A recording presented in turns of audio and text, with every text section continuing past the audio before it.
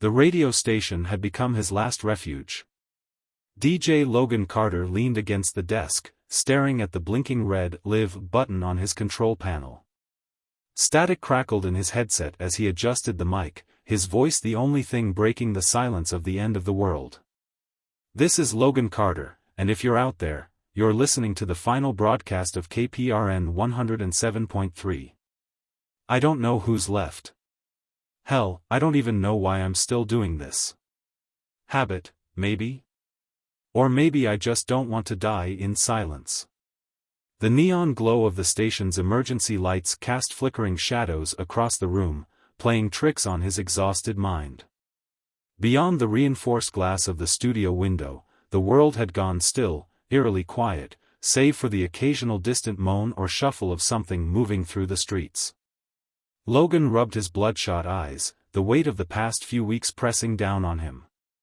He used to take calls from truckers on overnight hauls, play old-school rock for insomniacs, and read out bad poetry from lonely listeners. Now, he was speaking into the abyss. But someone was listening. A faint beep on the console indicated an incoming transmission. Logan's pulse quickened. He hadn't had a live caller in days. He flipped the switch. "You're on the air. Who's out there?" Static. Then. "Logan," the voice cracked through the interference, weak and strained. A woman. Familiar. Logan bolted upright. "Who is this?" "Mia." His breath caught in his throat. Mia was his station's news anchor, the woman he'd fought with, laughed with, and, until everything fell apart, pretended he didn't have feelings for. She'd left the station a week ago, saying she was going to find her sister. Logan had assumed she was dead. He swallowed hard. "Mia? Where the hell are you?" "Hospital." "It's bad, Logan. They're everywhere. I locked myself in a supply closet, but they're outside the door. I don't know how long I have." Logan's grip tightened on the edge of the desk. He should have told her to stay. He should have gone with her. Now she was trapped, and he was sitting in a damn radio booth with nothing but a microphone. "Mia, listen to me. I'll come for you." A ragged breath came through the line. "You're an idiot." "Yeah, well, you knew that already." Silence. Then, softer, "You're really coming?" Logan exhaled. The studio was safe, for now. But what was the point of safety if he let Mia die alone? "Hold on," he said. "Keep talking. Keep the signal going. I'll find you." He grabbed his shotgun from under the desk, slung a backpack over his shoulders, and took one last look at the empty studio. The live lights still glowed. The world might have been ending, but as long as he had a voice, he wasn't going to let it fade into static. Logan Carter tightened his grip on the shotgun as he pushed open the heavy metal door of the radio station. A gust of wind carried the stench of decay through the air, making his stomach churn. The city was unrecognizable, abandoned cars clogged the streets, bodies lay twisted on sidewalks, and the distant groans of the undead echoed through the hollow silence. Mia was out there, trapped. He took a deep breath and started moving. The hospital wasn't far, maybe 10 blocks, but 10 blocks might as well have been 10 miles with the way the city had fallen apart. Logan kept low, hugging the shadows, every footstep deliberate. He had no idea how many of them were out here, but he knew the second he made noise, they'd come running. He reached an overturned ambulance in the middle of an intersection and crouched behind it, scanning the area. Across the street, a pharmacy had been ransacked, its windows shattered, shelves emptied. A dead woman in a tattered coat lay slumped against the glass, her lifeless eyes staring into nothing. And then she moved. Logan froze. Her fingers twitched, then her jaw unhinged with a sickening crack. A low, guttural moan escaped her throat as her head jerked toward him. Shit. She wasn't alone. From the alleyways, from inside shattered buildings, from under wrecked cars, they stirred. Dozens of them. Some crawled, some limped, some ran. Their hollow, dead eyes locked onto him, and then they charged. Logan bolted. He sprinted down the street, leaping over debris, dodging rusted-out vehicles. The hospital was straight ahead, but there was no way he'd make it with the horde closing in. Think, damn it. His eyes darted to a nearby fire escape. It was a long shot, but he had no choice. He jumped, grabbing the bottom rung and hauling himself up. The metal groaned under his weight. A rotting hand clawed at his boot just as he swung onto the first platform. He didn't stop climbing. Reaching the rooftop, he collapsed against a vent, chest heaving. Below, the street was a writhing mass of undead, their hungry groans rising like a terrible chorus. They slammed against the building, reaching, clawing. He didn't have much time. He pulled out his radio, fingers slick with sweat. Mia. I'm close. Hold on. Static. Then her voice, barely a whisper. Hurry. He had to get to her. And he had to do it fast. Logan wiped the sweat from his forehead, his heart still hammering from the chase. Below, the horde swarmed the streets, snarling and reaching, their rotting hands scraping against brick and metal. He had outrun them, for now. But the hospital loomed in the distance, a dark monolith against the night sky, and between him and Mia was a battlefield of undead-infested streets. He clicked the radio. Mia, you still with me? The static crackled. Then her voice, weak, but there. Barely. They're getting restless outside the door. How close are you? Logan glanced around. Close enough to make a stupid decision. Sounds like you. He could hear the ghost of a smile in her voice, even through the exhaustion. His only way forward was across the rooftops. The fire escape wasn't an option, the streets were too crowded. He'd have to jump. He backed up, took a deep breath, and sprinted toward the edge. The rooftop across the alley was about 10 feet away. A broken air conditioning unit jutted out from the side, and for a split second, Logan wondered if he'd miscalculated. Then he leaped. For one terrifying moment, he was airborne. His fingers caught the ledge, barely. His shotgun slipped from his back, clattering loudly onto the rooftop below. His muscles screamed as he hoisted himself up and rolled onto his back, panting. Then he heard the moan. One of them was on the roof. Logan scrambled to his feet. A man, or what used to be one, stood near the stairwell entrance, its head twitching unnaturally as it turned toward him. Its throat was torn open, its chest cavity hollow, ribs slick with dried blood. And it was between him and his gun. The creature lunged. Logan dove for the shotgun, rolling as he grabbed it. He barely had time to pump around before the thing was on him. He fired, point blank. The blast echoed through the night as the creature's head snapped back, its body crumpling to the rooftop. Too loud. The moans below turned into a frenzy. The horde had heard him. Logan didn't stick around to see how many were coming. He sprinted across the rooftop, leaped to the next building, then the next, pushing himself harder with every jump. The hospital was only a few blocks away, but the gaps between buildings were getting wider. He was running out of rooftops. Then he saw it. A construction crane stretched over the next street, leading directly to the hospital's rooftop. It was a long shot, but it was his only chance. Logan, Mia's voice crackled through the radio, weaker than before. They're getting through the door. Hold on, Mia. I'm almost there. He ran for the crane. And he didn't look back. Logan didn't hesitate. He grabbed onto the cold steel of the crane, his breath ragged as he carefully placed one foot in front of the other. The wind howled through the skeletal frame, making the entire structure sway beneath him.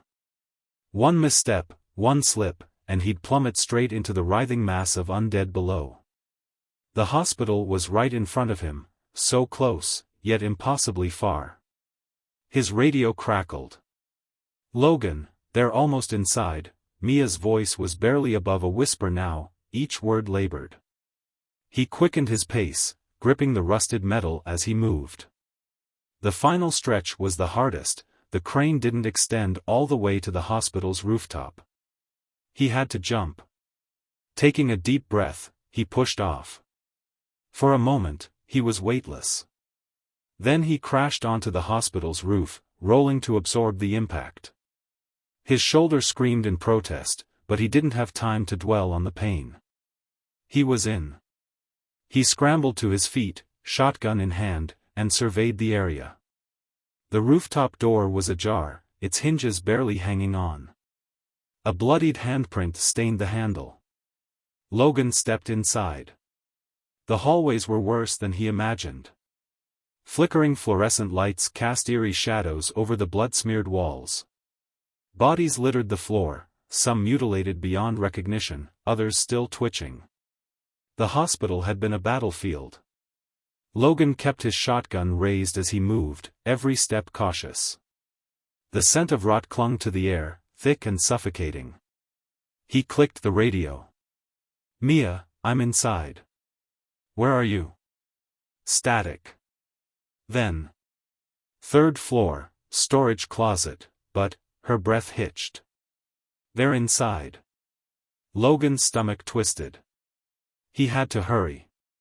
He reached the stairwell and descended carefully. The sound of distant shuffling and guttural groans echoed through the empty corridors. He rounded a corner and froze. A patient's gurney had been overturned in the hall, blocking the path forward. On the other side, 3 of them were feasting on something, or someone. Logan clenched his jaw. He didn't have time to go around. He had to go through. Gripping his shotgun, he aimed. 1 shot. 2 shots. The first zombie's head snapped back as the round tore through its skull. The second staggered, its jaw hanging loose from the blast. The third turned toward him, its milky eyes locking onto his. Before it could charge, Logan swung his shotgun like a bat, caving in its skull. It collapsed in a heap. He climbed over the gurney and kept moving. The storage room was just ahead. He could see the door, could hear the frantic scratching and low, guttural groans on the other side. Then. A loud crash. The door burst open. Mia screamed. Logan ran. Logan sprinted toward the storage room as the door crashed open.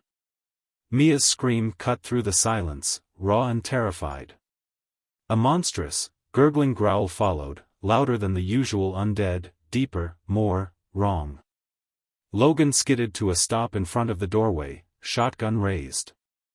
Mia was inside, pressed against a metal shelf, her face pale with terror. But his eyes weren't on her. They were on it.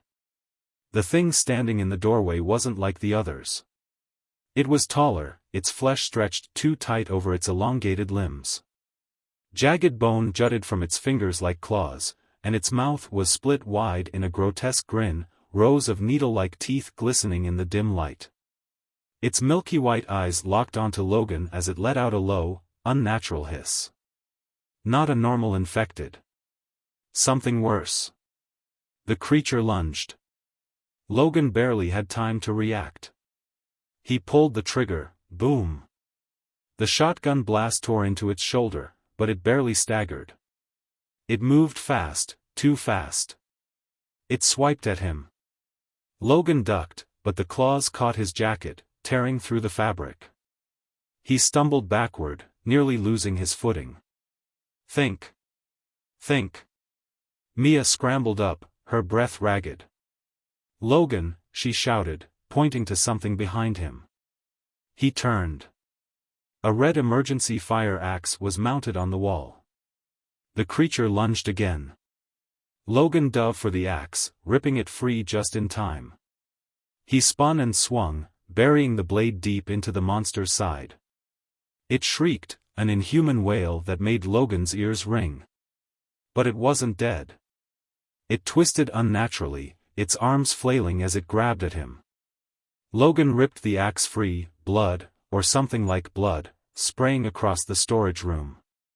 He raised it again, ready to swing. Mia grabbed his arm. The head, Logan. The head. He didn't hesitate. He brought the axe down, splitting its skull with a sickening crack. The thing twitched once. Then it collapsed. Silence. For a moment, neither of them moved. Logan was panting, his arms shaking from adrenaline. The storage room smelled like death and old chemicals. Mia was the first to speak. That wasn't normal. Logan exhaled sharply, wiping sweat from his forehead. No. It wasn't. He glanced down at the corpse. The others had been mindless, shuffling, decaying corpses. This one? It had thought, had hunted. And that meant things were getting worse. Mia grabbed his wrist. We have to get out of here. Now. Logan nodded. They weren't safe. The city was crawling with the undead, and now there were things even worse than the undead hunting them. And they had no idea how many more were out there. Logan wiped the blood, or whatever that thing had in its veins, off his axe and turned to Mia. She was pale, her breathing shallow, but she was alive. That was all that mattered. We have to move, he said, gripping her arm to steady her. If that thing got in, there's no telling what else is lurking in here. Mia nodded weakly. Stairs or elevator? Logan scoffed. Elevator's a death trap. Stairs. He led the way into the dimly lit corridor, shotgun raised, senses on high alert. Every shadow felt like it was hiding something, every creak of the building made his pulse spike. The undead were bad enough. But now, creatures like the one they had just faced? That changed everything.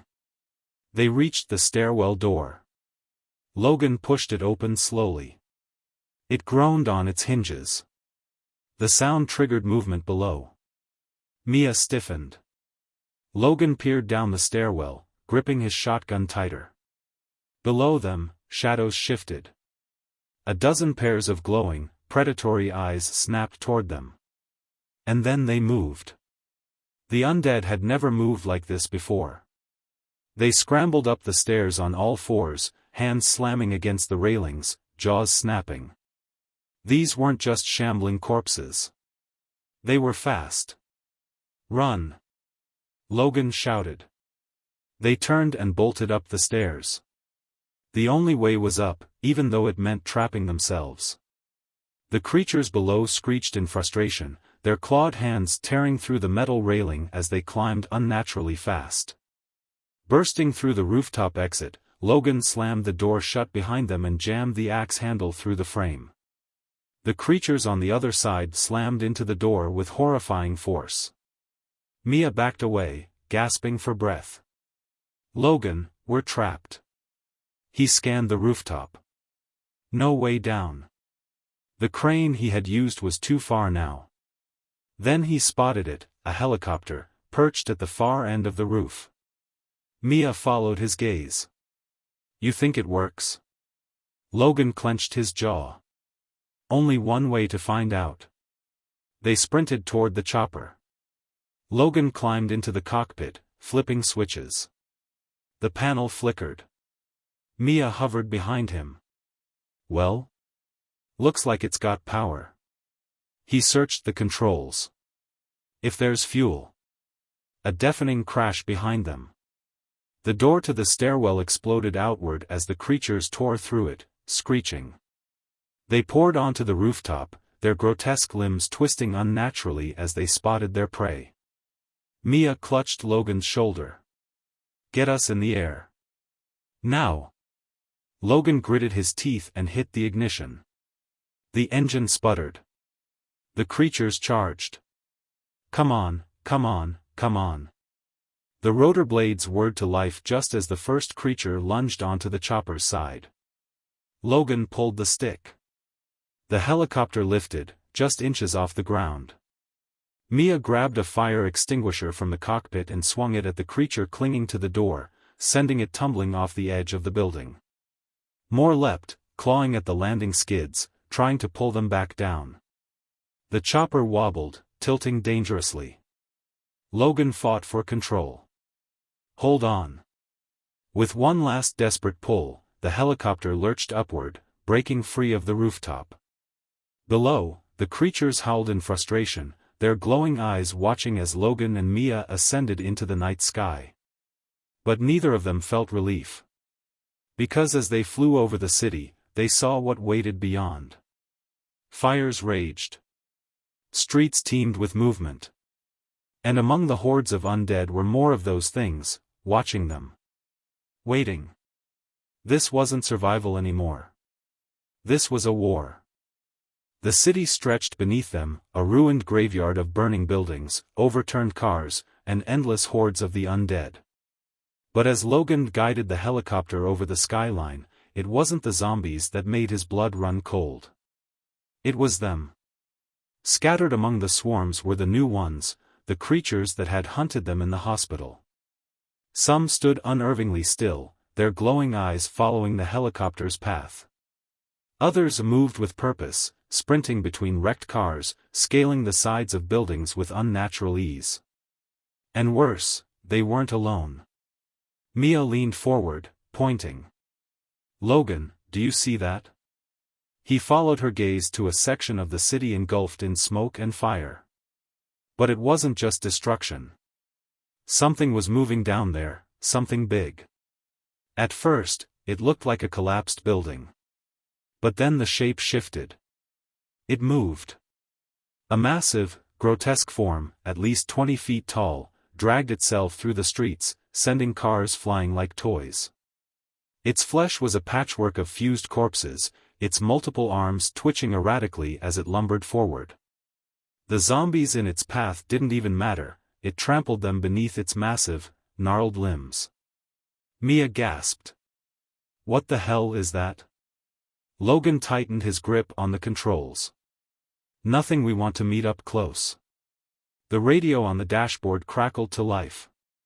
Repeat, if anyone is receiving this, head north. Evac zone still holding at. Mia's eyes widened. Did you hear that? Logan grabbed the receiver. Who is this? Where's the evac? Static. Then. Do not go south. It's spreading. They're changing. The signal cut out. Mia swallowed hard. North. We go north. Logan nodded, banking the chopper toward the city's outskirts. But his gut told him the nightmare was far from over. As they flew, the sky darkened, not just from nightfall, but from smoke. Fires raged across the suburbs. Roads were clogged with abandoned vehicles, bodies, and worse. Then, in the distance, they saw something that made Logan's stomach twist. A military convoy, tanks, trucks, and soldiers, positioned on a highway leading north. They had set up barricades, manned by desperate survivors. The military was still holding the line. Mia let out a breath. We're not alone. Logan wasn't so sure. As they approached, he saw movement below. The undead were swarming the barricade. Gunfire erupted, tracer rounds cutting through the horde. But for every zombie that fell, more took its place. And standing just beyond the fight, watching, waiting, were the new ones. The intelligent ones. And they weren't attacking. They were waiting. For what, Logan didn't know. But he had a sickening feeling that whatever was coming would be worse than anything they had seen before. Logan pushed the helicopter forward, the controls rattling in his grip. Below, the military outpost was barely holding, soldiers fired in desperate bursts, explosions rocked the ground, and the undead crashed against barricades like a relentless tide. Mia clutched the radio, her knuckles white. "They're getting overrun." Logan knew she was right. If they didn't land soon, they wouldn't have anywhere to land. He gritted his teeth. "Brace yourself." He angled the chopper toward an open stretch of highway near the main barricade. A Humvee swerved out of the way as the rotors kicked up dust and ash. Soldiers turned their weapons toward them for a brief, tense second before realizing they weren't hostile. The moment the skids touched the pavement, a soldier sprinted up. "Move," he shouted, waving frantically. "Get inside.